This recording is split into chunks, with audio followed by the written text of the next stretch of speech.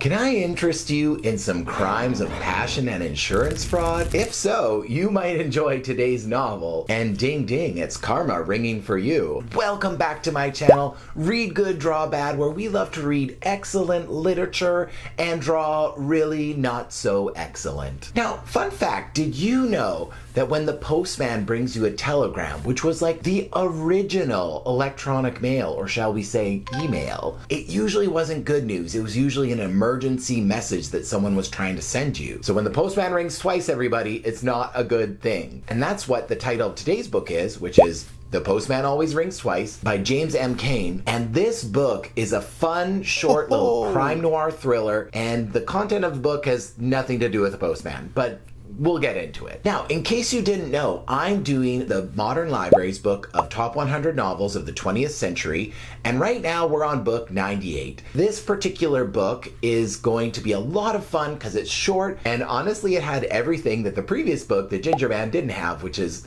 a plot, a theme, a point. And today's book, like I said, isn't about a postman at all, but it's about a woman who tricks a man into doing a crime of passion and murdering her husband for some insurance money. So this book is kind of like one of those murder mystery documentaries you watch, only it's a really short book. And this book is a masterclass in terms of being able to put plot, theme, and interesting ideas packed into a really small package. And FYI, there will be spoilers about this book in general because it's about 100 pages and you could read this in an afternoon. You're not missing anything by hearing the story first. So there are three central characters in this book. First is the main character and the main viewpoint that we get in the story, Frank Chambers. A young man about 24 years old is traveling on his way to Los Angeles, and he stops by a roadhouse. There, falls in love with a woman named Cora, who is married to the Greek. And Cora and Frank fall head over heels in passionate love with each other, and they have to figure out some way to get rid of the Greek so that they can be together. However, this book does not have a happy ending. So the setting is 1930s,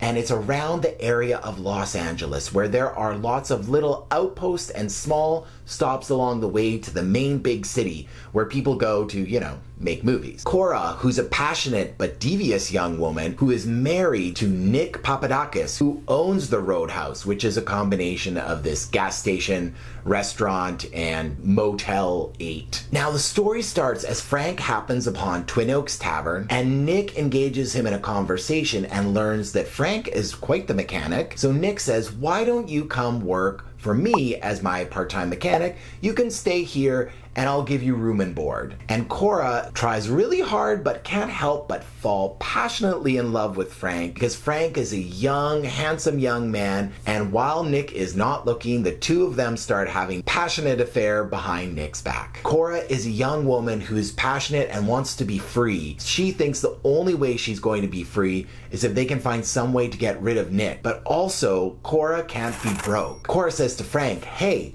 you know what? We have this great place here. I have all the things I need in the world. The only thing we need to do is get rid of the Greek guy I'm married to, and then you and I could live here and be perfectly happy." So from this point on, Cora constantly tempts Frank and says to Frank, "Frank, if you really love me, why don't you kill my husband? Listen, I can't live without the things I have, but you could have all these things. You just have to kill my husband for me." These two criminal bozos do a whole Boris and Natasha routine, trying very inefficiently to create the perfect murder scenario. When they try to go through with their first serious attempt to kill Nick, they fail miserably. The police say, "Oh, I guess it must have been an accident. Hopefully no more accidents happen again or we'll have to take you to jail." And like any smart person at this point, Frank says, "Hey, I'm not very good at killing people." And he goes and he buys a hot dog cart and sets up to sell hot dogs at the beach for the rest of his life. That's his big plan. Now, Frank is selling his hot dogs on a popular beach, and he runs into Nick and Cora again.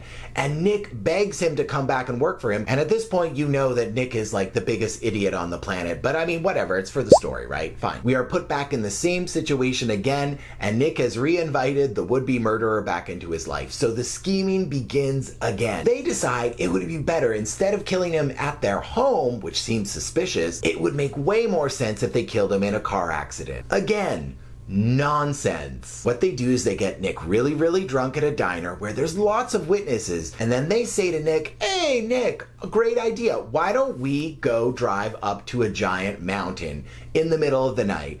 And Nick, because he's very drunk, says, yeah, whatever, why not? Frank takes a wrench and conks him out. They take the car and they throw it down the mountain and have it explode into a flame of blazing glory. Murder 101, easy as pie. Now these two goons think they were so smart and so big brained that they were going to pull one over on the police. And they had all their stories ready and told each other, don't worry, I won't sell you out. No one will be able to figure out what happened. It's impossible. We blew up the car. And it's quite humorous, even though the tone of the book is quite serious. So then they go down to the police station. They've never been in the criminal justice system, so they have no clue what's coming for them. So the lawyer, the prosecution for this case, Sackett, comes in to see Frank when he's in the hospital recovering from this accident. And Sackett says to him, you know, it's really suspicious that a really handsome young guy like you and a really good-looking young girl like this woman are both very okay, and this other man is very dead. And the prosecution is no dummy and says to Frank, Frank, I know you killed him.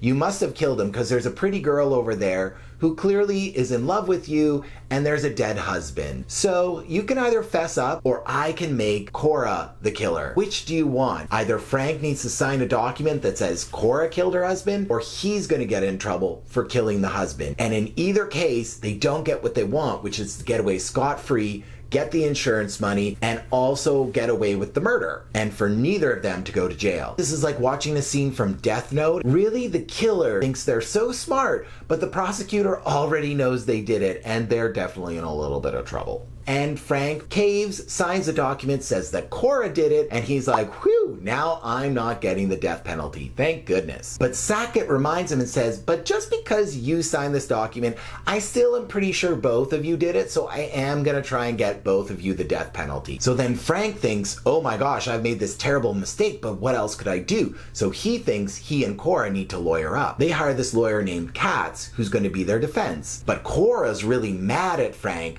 because she knows he snitched on her, and he signed that document that would have put her away forever or got her the death penalty. Because their lawyer, Katz, is so good at what he does, he gets both of them off on a technicality, and he does it just to one-up the other lawyer, Sackett, because they're rivals and very complicated people. However, what both of the lawyers say is, hey, we know that both of you probably did it, so just don't murder anyone else or you're both gonna be in a lot of trouble. So Frank goes home with Cora back to their roadhouse thinking everything in life is great. I'm feeling good, no problem. We've got everything we need, right? Cora is not so happy because she feels a little bit guilty about murdering her husband. And on top of that, she's also thinking to herself, hey, you know what? I didn't murder my husband. Technically, it was Frank who did it. And then on top of that, because Frank did all of the dirty work, he also snitched on me in the court case. Can I actually trust Frank? And actually, is he gonna murder me now? So you have this interesting situation where you went from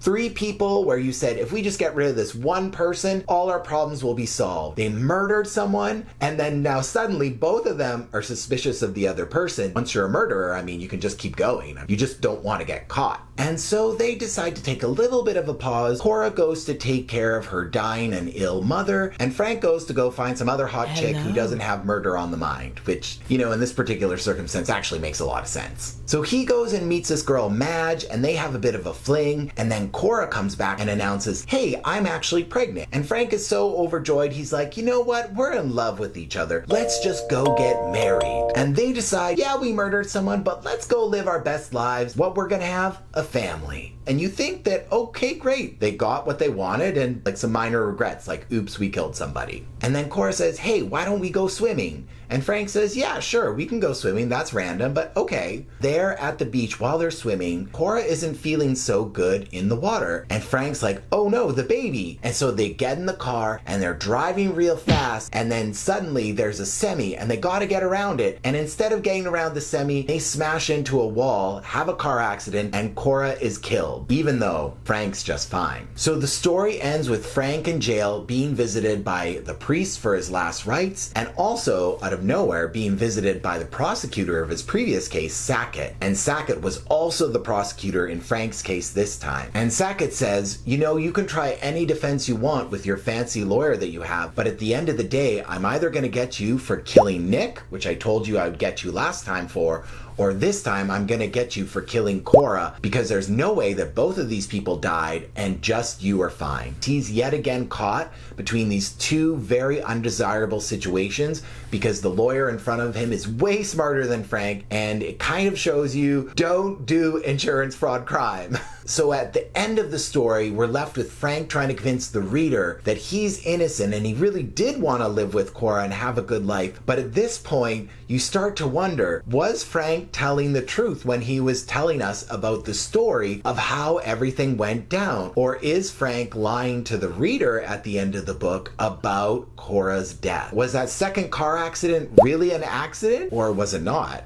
Was it a murder that was made to look like an accident? That's it for the summary of the plot. On to my review. This book gives plot and theme in spades, and it does it in such a short and amazing way that you just think, wow, this guy knows how to write. In this book, it's about modern crime and about how people will commit crimes of passion and what lengths they'll go to get away with said crime to live happily ever after. However, this story also tells you about the theme, the main theme, which is you can't run away from what you did, and you can try, but it's going to come back again. And that's why with the Postman Rings Twice, you can commit murder once and maybe get away with it. But like this book says, if you try and commit murder again, you will definitely get caught, because once there's a pattern, there's no way you're going to convince anyone that you just accidentally happened to be where a second mysterious death happened. I think this book helped define kind of the genre, along with the movie The Postman Always Rings Twice, which apparently made quite the splash in theaters. This book has a lot of really great show don't tell, and when it does tell,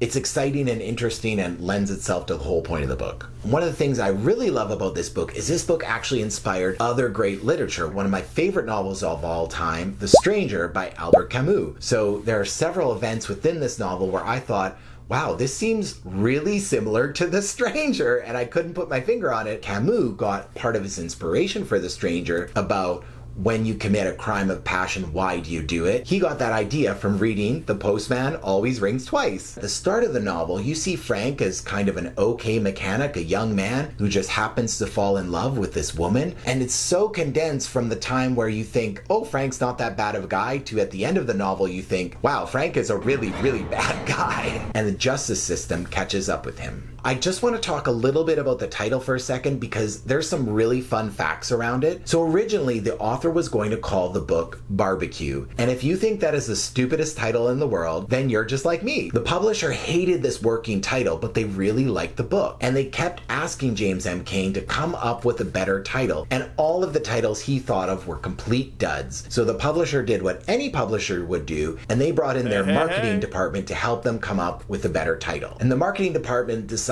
we're going to call this book For Love or Money, like some sort of knockoff 1970s game show. And in case you didn't know, the author really hated this title. And this was a real problem for Cain because he was actually in the equivalent of $20,000 in debt, waiting for a check from his publisher, and was very desperate at this point to figure out, what am I going to call this book? And also, I'm broke, so I need them to sell this book. While on the phone with his friend, the playwright Vincent Lawrence, Cain was describing his problems with the title of this book. Lawrence had read the book and understood some of the plot points and was trying to help James come up with something more workable. So Vincent Lawrence was anxiously waiting for a telegram from some of his producers, and he was waiting for someone to deliver him this telegram. Vincent kept saying, oh, like, I'm very nervous because I'm waiting for the postman to come. And Vincent mentioned to Cain that the postman who comes to his door with this telegram would always ring twice. And at that point, James said, amazing, I know what I'm going to call this book. I'm going to call it The Postman Always Rings Twice. That is how the title came to be, and it is so much better than For Love or Money. Now, the publisher was not amused and tried several times to get James M. Cain to stop using this title, but they decided that a confusing title was better than bad title or no title, and so they went ahead and sort of agreed with the author and said, fine, you can have your dumb title, we're gonna stop talking about this, we're done. And with that, they had an instant hit. Cain became part of the legends of noir and crime thriller books, and he was one of the top writers for the next 20 or 30 years. Even better for Cain, he sold the movie rights for the equivalent of $500,000, which is a lot of money. The funny part is that once the movie came out, everyone kept asking, what does the postman always ring twice means? There's no postman in this movie. Who's the postman? And Cain told everyone that when the postman rings the second time, you can't ignore it. And that's why you call it the postman always rings twice. You know, like it sounds like a thing an artist would say, so they just kind of went with it. The lesson of this novel, besides don't commit insurance fraud, but also have a great title for a novel and you will be set regardless of what the content is. Anyways, if you have a couple of hours, I highly recommend you read this book. It's a really fun crime drama. It's easy to read and it's not scary at all. And next week, I hope you'll join me in my journey on the top 100 novels of the 20th century, because the next one is going to be The Sheltering Sky by Paul Bowles. Okay, well that's all for me this week. Please like, share, and subscribe. And if you really love this video, feel free to leave a comment down below of your favorite crime noir mystery thriller. And as always, stay curious, stay reading.